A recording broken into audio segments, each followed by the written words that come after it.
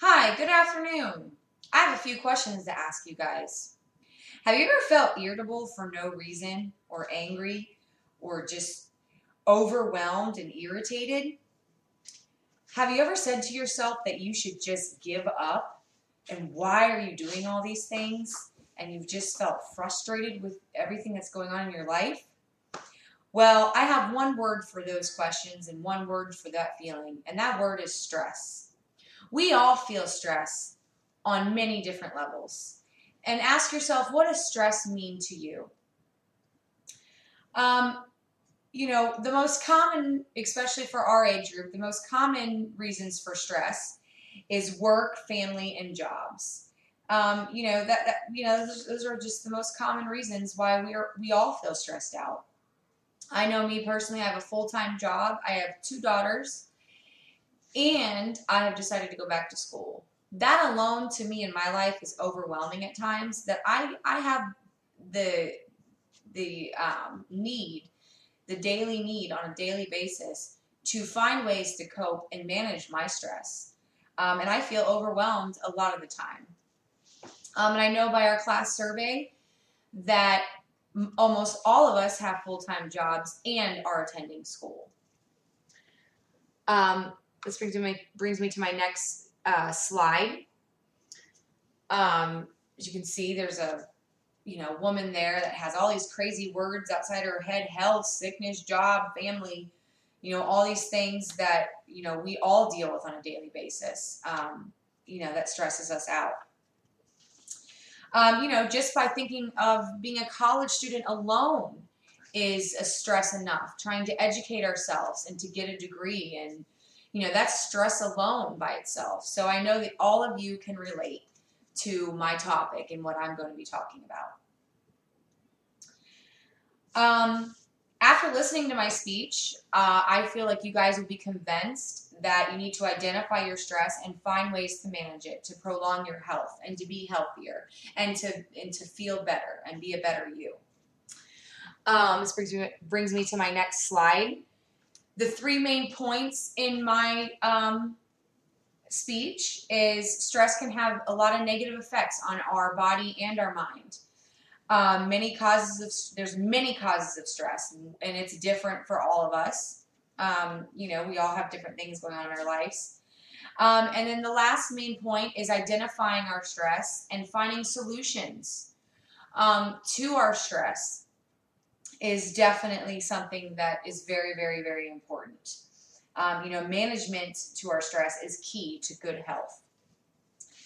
Now, what if I were to tell you that your job, family and friends and money and all those things that we can think of that we deal with on a daily basis is everything we need to get by in life? I mean, there's no way around it. We have to do these things for ourselves. We have to do these things for our family.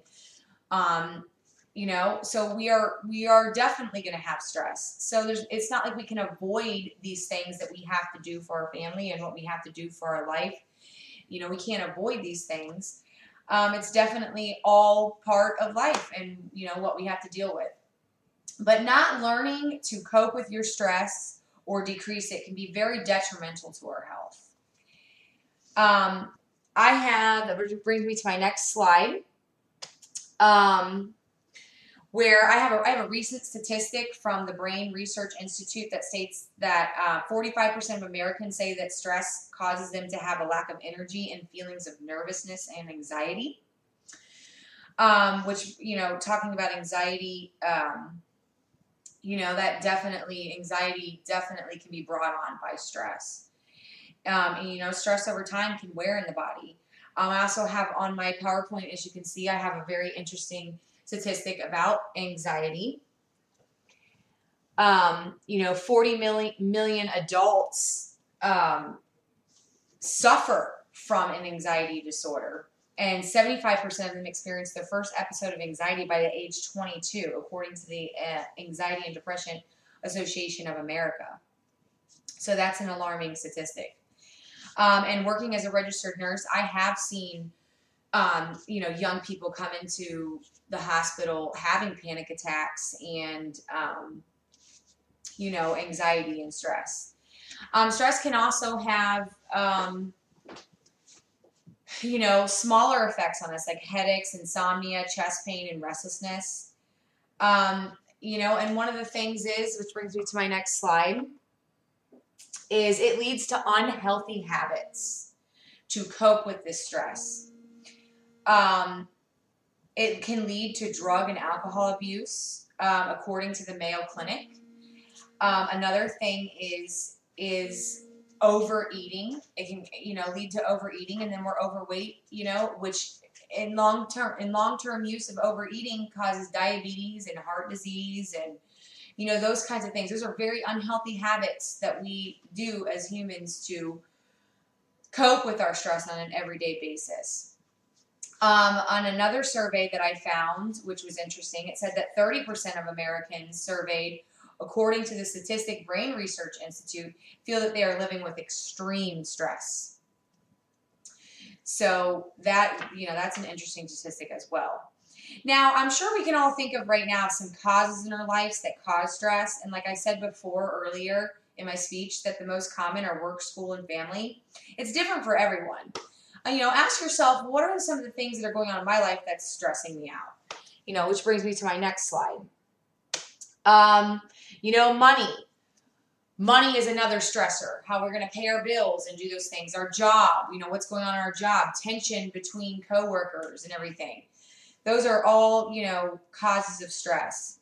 Also, believe it or not, poor nutrition, not sleeping good enough. Those all add to our stress.